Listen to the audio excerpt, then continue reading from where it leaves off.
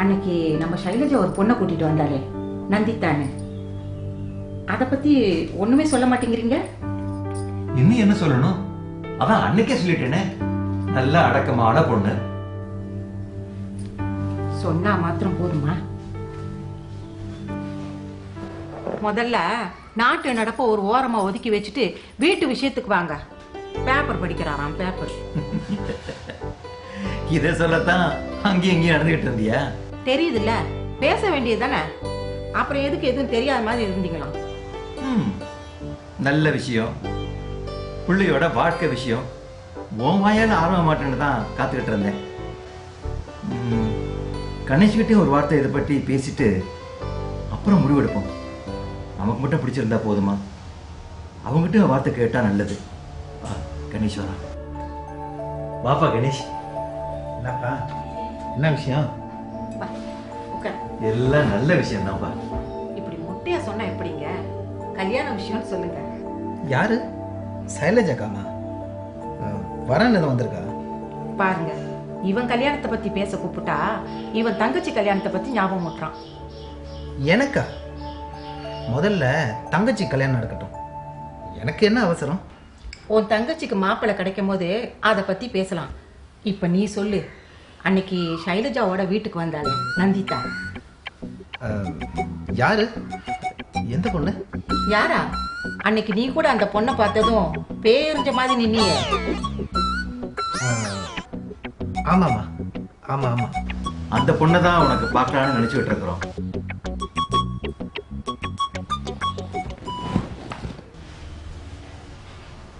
என்னப்பா இதை போய் என்கிட்ட கேட்டுக்கிட்டு? கட்டுறா தாலியான்னு நீங்கள் சொன்னால் கட்டிட்டு போகிறேன். இப்படிலாம் என்னோட அபிப்பிராயத்தை கேட்டு என் மனசை கஷ்டப்படுத்தாதீங்கப்பா.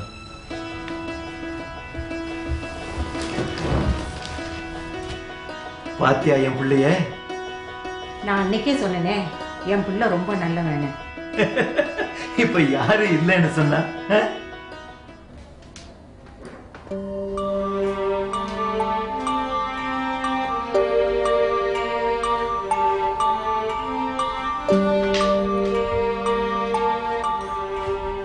அக்கா, இந்தா. என்ன நந்திதா, ஏன் இவ்வளோ பணம்? மாமா மறுபடியும் வேலைக்கு போகிற வரைக்கும் வீட்டு செலவை நானே பார்த்துக்கிறேன்க்கா.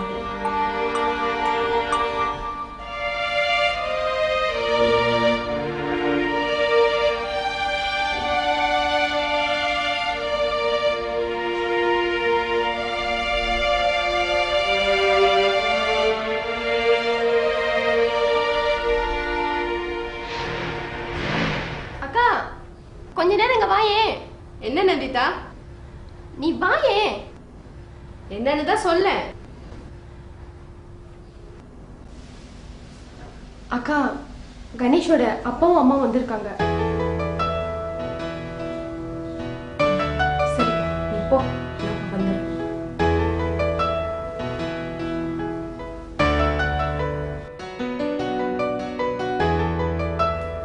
வாங்க, உள்ள வாங்க. இங்க பாருங்க, என் தங்கச்சியோட நல்ல மனசுக்கு அவன் நினைச்ச வாழ்க்கை அவளுக்கு அமைய போகுது. தேவையில்லாம அங்க வந்து பிரச்சனை பண்ணீங்க, அப்புறம் நான் நானா இருக்க மாட்டேன் சொல்லிட்டு.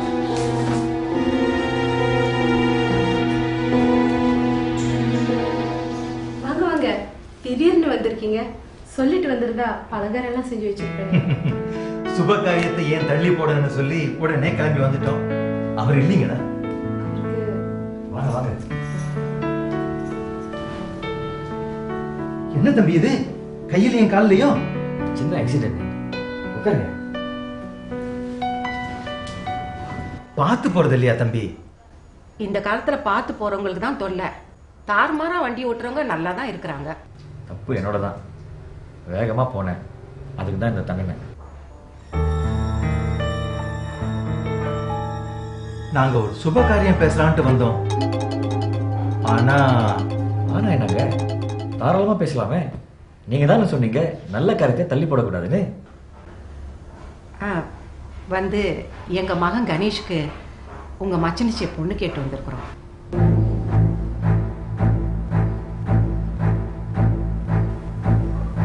ரொம்ப சந்தோஷங்க. நானே இதை பற்றி உங்கள் வீட்டில் வந்து பேசலாம்னு இருந்தேன். அது முறை இல்லைங்களே, நாங்கள் தான் வந்து கேட்கணும். அதான் வந்துட்டோம். உங்களுக்கு சம்மதம் தானே? பூரண சம்மதம், மனப்பூர்வமான சம்மதம்.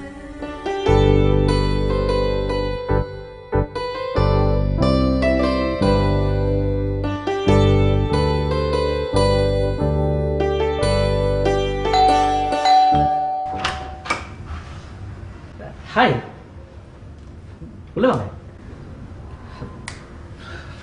பேரு சைலஜா. பேர் கூட மறந்து போச்சா? வாங்க.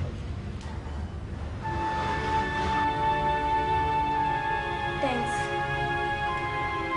உங்களை பார்த்தா அதிர்ச்சியில் பேர் அதிர்ச்சியா?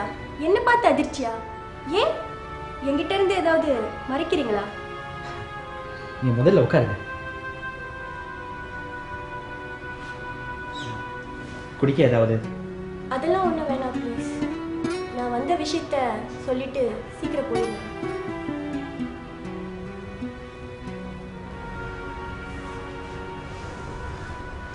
என்ன விஷயம் சொல்லுங்க. அண்ணனுக்கு கல்யாணம் வச்சிருக்கோம். எங்க கணேஷ் அண்ணனுக்கு. ஓ, எப்போ? கூடிய சீக்கிரம் பத்திரிக்கை கொண்டு வந்து தருவேன். எங்க வீட்டில் எல்லாரும் எங்க அண்ணன் ஆஸ்திரேலியா போயிருக்கிறதா நினச்சிட்டு இருக்காங்க. ஆனா அதை நான் நம்பல. என்னங்க சொல்றீங்க? அப்போ உங்க அண்ணன் எங்க இருக்காரு? உங்களுக்கு தெரியாதுல்ல? சரி சரி, கல்யாணத்துக்காவது முடிஞ்சா வந்து கலந்துக்க சொல்லுங்க. யார? ஐ மீன் வந்து கலந்துக்குங்க. நிச்சயமா வரேன். கணேஷ் கல்யாணம் நான் இல்லாமல? கண்டிப்பா வரேன். ஏன் ரூபன், உங்களுக்கு அப்பா அம்மா சொந்த பந்தம் யாருமே இல்லையா? அப்படின்னு எனக்கு யாரும் இல்லை. அதான் பாசம்னா என்னன்னு புரிஞ்சுக்க கஷ்டமா இருக்கோ? என்னங்க சொல்றீங்க? இல்ல ஒன்றும் இல்லை, சும்மா தான் ஏதோ ஞாபகத்தில் பேசிட்டேன். ஆமா, இந்த ரிப்போர்ட் யாருடையது? ஓ அதுவா? அது என்னோட பேஷனோட.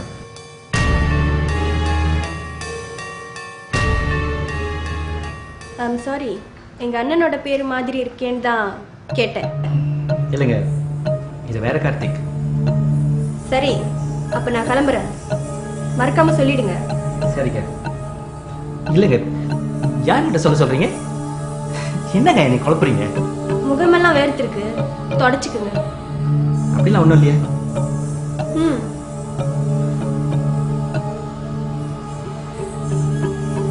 ஓகே, அப்ப நான் கிளம்புறேன். ஓகே.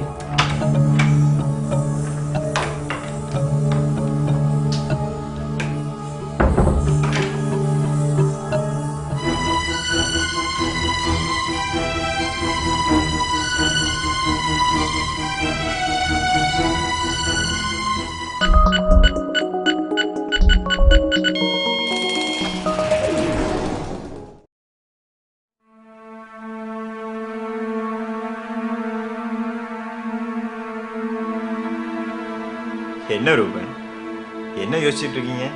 ஒன்றும் இல்லை, மனசு கொஞ்சம் சரியில்லை, அவ்வளவுதான். மனசு சரியில்லையா?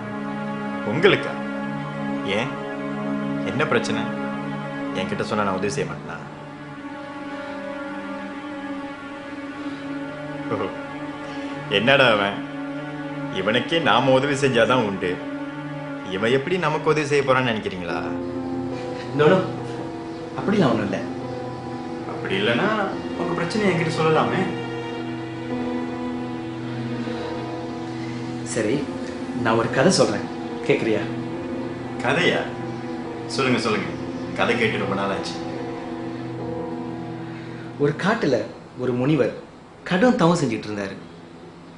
அவர் ரொம்ப நேர்மையானவர், யாருக்கும் எந்த தீங்கும் நினைக்க மாட்டார். அப்போ அங்க ஒரு மான் ஓடி வந்து அவர் இருந்த மரத்து பின்னாடி ஒளிஞ்சுக்குச்சு. கொஞ்ச நேரம் கழிச்சு ஒரு வேடை அந்த மானை தேடி ஓடி வந்தான். தவத்தில் இருந்த முனிவரை எழுப்பி, ஐயா, இங்க ஒரு மான் ஓடி வந்துச்சே, அதை நீங்க பாத்தீங்களான்னு கேட்டான். முனிவரும் நான் பார்க்கலன்னு சொன்னார். உடனே அந்த வேடன், ஐயா நீங்கள் தான் முக்காலம் தெரிஞ்ச ஞானியாச்சே, உங்களோட ஞான கண்ணால் பார்த்து சொல்லுங்கன்னு சொன்னான். முனிவரும் கொஞ்ச நேரம் கண்ணுங்களை மூடினார். உண்மை என்னன்னு அவருக்கு தெரிஞ்சிருச்சு. அதுக்கப்புறம் கண்களை திறந்து ஒரு திசையை நோக்கி கையை காமிச்சாரு.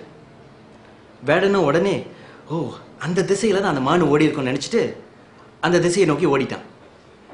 பாவம் வேடன். ஆமா, இதுல உங்களுக்கு என்ன குழப்பம்? அந்த முனிவர் ரொம்ப நல்லவர் தானே, எதுக்காக போய் சொல்லணும்? அது பாவம் இல்லையா? இதான் உங்க பிரச்சனையா? இவ்வளவு நேரம் நீங்க கதை சொன்னீங்க. இப்ப நான் ஒரு திருக்குறள் சொல்றேன், கேக்குறீங்களா? பொய்மையும் வாய்மையெடுத்த புரை தீர்ந்த நன்மை பயக்கும் எனின். அப்படின்னு அதாவது ஒரு உயிரை காப்பாற்றணும்னா தாராளமா போய் சொல்லலான்னு வள்ளுவரே சொல்லியிருக்காரு. ரூபன், நாம எடுத்திருக்கிறது சுயநலமான முடிவில்லை. அதை நீங்க முதல்ல புரிஞ்சுக்கணும். வீணா உங்க சிந்தனைகளை சிதற விடாதீங்க. நாளைக்கே எனக்கு ஏதாவது ஆயிட்டா நீங்க தான் இந்த ஆய்வை தொடர்ந்து நடத்தணும். எந்த காரணத்தை கொண்டும் என்னை பத்தி என் குடும்பத்துக்கு தெரியக்கூடாது.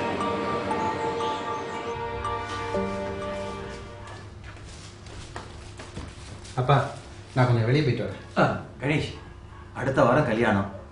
எல்லாத்துக்கும் பத்திரிக்கை கொடுத்துட்டியா இல்லை இன்னும் பாக்கி இருக்கா? நல்லா செக் பண்ணிக்கப்பா. வீட்டில் நடக்கிற முதல் கல்யாணம். எல்லாரும் கொடுத்தாச்சுப்பா. நாளைக்கு என் கூட வேலை செய்கிறவங்களுக்கு கொடுத்துட்டா அதுக்கப்புறம் வேற யாரும் இல்லை. சரி அண்ணே, எனக்கு ஒரு 4 பத்திரிக்கை கொடுங்க. சரி சரி, அப்புறம் வாங்கிக்க. கணேஷ், இந்த சமையல்காரங்க, மேலவாத்திக்காரங்க, அப்புறம் இந்த பந்தல் போடுறவங்க, இவங்களுக்கெல்லாம் நீ முன்பணம் கொடுத்துட்டியா? கொடுத்துட்டேன். கணேஷ், எதுக்கும் யார் யாருக்கு என்னென்ன கொடுத்துருக்க, எவ்வளவு பாக்கி இருக்குன்னு லிஸ்ட் எழுதி ஒரு காப்பி என்கிட்ட கொடுத்துரு. கல்யாணத்தன்றைக்கு உன்கிட்ட கேட்க முடியாது இல்லையா? சரிப்பா. பொண்ணு வீட்டில் எல்லாம் ரெடி பண்ணிட்டாங்களாப்பா? அம்மா, அதான் நாளைக்கு பரிசம் போட போறோம்ல, அங்க வச்சு எல்லாத்தையும் பேசிக்கலாம். அதுவும் சரிதான். ஏன் மஞ்சுளா, சீர்வரிசை சாமான்கள்லாம் சரியா இருக்கான்னு பார்த்துட்டியா? அதெல்லாம் சரியா இருக்கு. கில்லானுக்கு போனீங்கன்னா ஒரு பன்னீர் செட்டு மாத்திரம் வாங்கிட்டு வந்துருங்க. அண்ணே, உங்க ஆபீஸ்ல லீவ் போட்டுட்டீங்களா? இன்னும் இல்லை. என்னப்பா இது, உடனே போய் ஒரு வாரத்துக்கு லீவ் போட்டுடு. கல்யாணத்துக்கு முன்னாடி ஒரு 2 நாள், பின்னாடி ஒரு 4 நாள் leave போட்டுக்கேன்.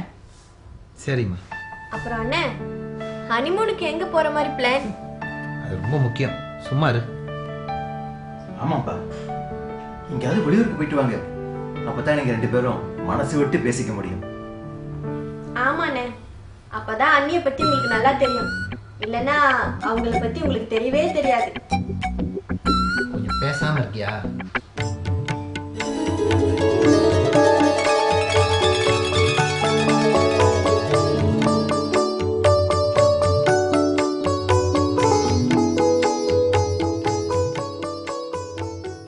What is that, Sophia? Oh, I made some chicken porridge for Karthik. Sophia, actually, I can send this to Karthik. You don't have to trouble yourself. Trouble myself? Not at all. In fact, I wanted to go out much earlier, but my car is in the workshop, and it will be ready by tomorrow. And I hope I'm not troubling you. No, certainly not. But I thought you can spend some time with Shafiq. Moreover, he'll be alone in the house, right? Well, Shafiq has gone out to see his friends. And in fact, I told him I'm going out to see Karthik. Anyway, what's wrong with you? I was just trying to, you know what I mean? Ruben, I know what is in your mind. Don't worry, I know how to handle this. Well, Shafiq understands this. Furthermore, this is just temporary, and please allow me to take care of him. But if you are trying to replace me with someone else, don't even think about it. It won't work. Okay, ma'am. I understand. Good. Sophia, I've got a good news for you. Good news? Yeah, it's about the research. What is it? Do you remember Dr. Satinder from the GH? Yeah, you said the hospital is interested in our research and willing to fund the whole thing? Yep, Exactly. In fact, our health minister himself praised the research. And he wants to meet us up to discuss about the plan. Moreover, he wanted to meet Karthik to congratulate him personally. Wow, that's really a good news. I really hope if we can get the fund from the government, we don't have to worry anymore about the financial aid. Well, thank God.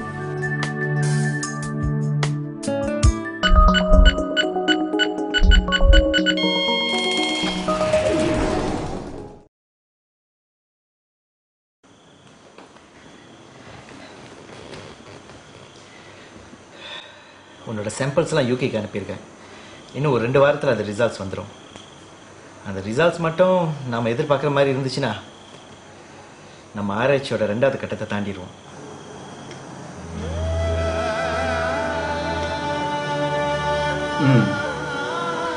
அப்புறம் சைனாவில் கங்சிங் myelopathy ஹாஸ்பிட்டல்னு ஒரு hospital இருக்குது. அங்கே Chinese herbs அப்புறம் acupuncture மெத்தடை வச்சு ஒரு 846 பேஷண்ட்ஸ்க்கு வந்து வைத்தியம் பார்க்குறாங்க. எல்லாருக்குமே ALS தான்.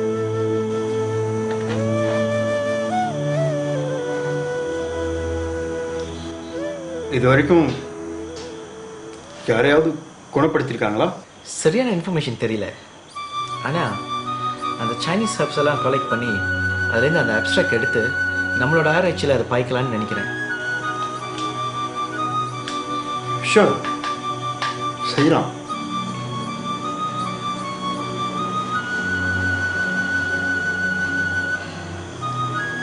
அப்படியே நானும் உன்னை அந்த அக்குபங்க்சர் ட்ரீட்மெண்ட் கூட்டிகிட்டு போகலான்னு இருக்கேன். அதுக்கெல்லாம் டைம் இல்லை. எல்லா வேலையும் சீக்கிரமாக முடிக்கணும்.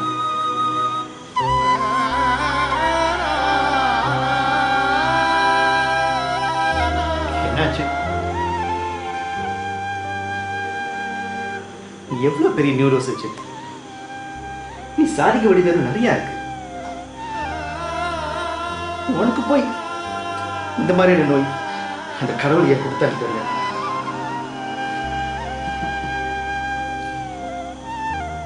எல்லாத்துக்கும் கண்டிப்பா ஒரு காரணம் இருக்கும். இன்னைக்கு நம்ம சீஃப் கால் பண்ணார். மிஸ்டர் சூவா?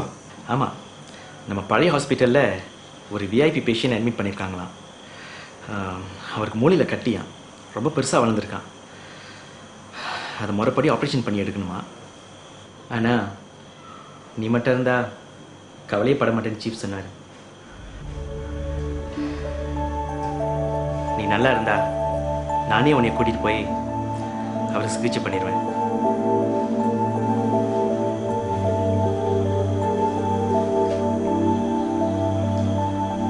என்ன கார்த்திக்?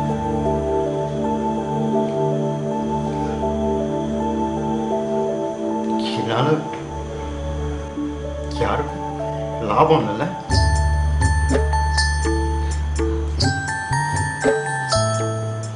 நான் அப்படி சொல்ல கார்த்திக். சரி, எனக்கும் ஆசையாக தான் இருக்கு. மறுபடியும் ஆப்ரேஷன் செய்யணும். முடிஞ்ச அளவுக்கு உயிர்களை காப்பாற்றணும். ஆனால் நான் இருக்கிற நிலைமையில என்னால் எது செய்ய முடியாது.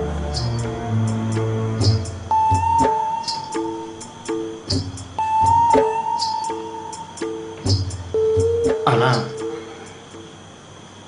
அதுக்கும் ஒரு வழி இருக்கு.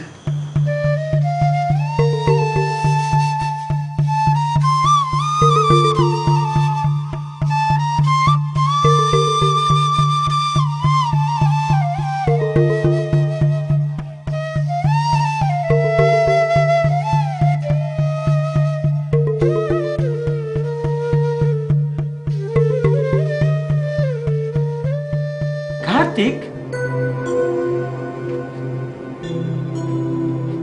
Yes, Mr. Karthik. Is he in Malaysia?